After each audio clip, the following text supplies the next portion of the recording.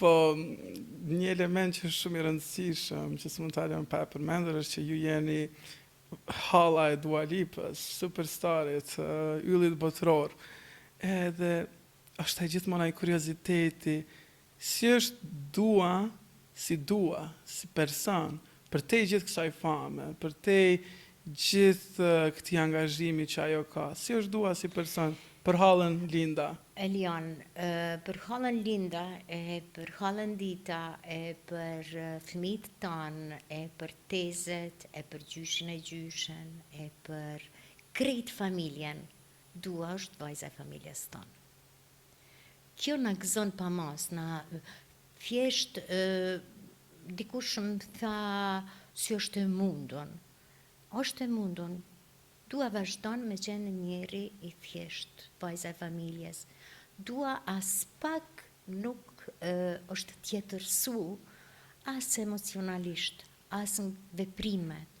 Absolutisht ishtë. Sa që të bën, mu ndi pak si e kutume, ku shes gjithë fansa, sepse mu më ka rastis me qenë edhe në koncerte, jashtë kur ka qenë Dua, edhe me pa në Londër, për shembull, fansat, ajo pritja pa fund për me dalë për i restoranit, edhe për një herë thom, a më këta normal që ka po bojnë.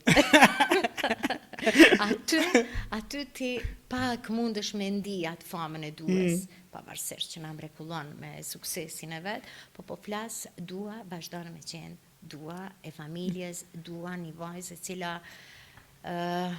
që thot populli për skfilltit të shkru në WhatsApp, hallosh të Dua shumë më ka marrë molli.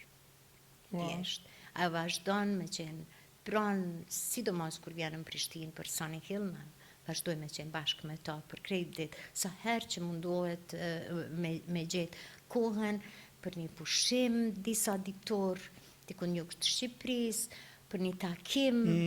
E kam pa që udhtoni bashkë në atë periudhë. Kujdesshme, shumë e kujdesshme.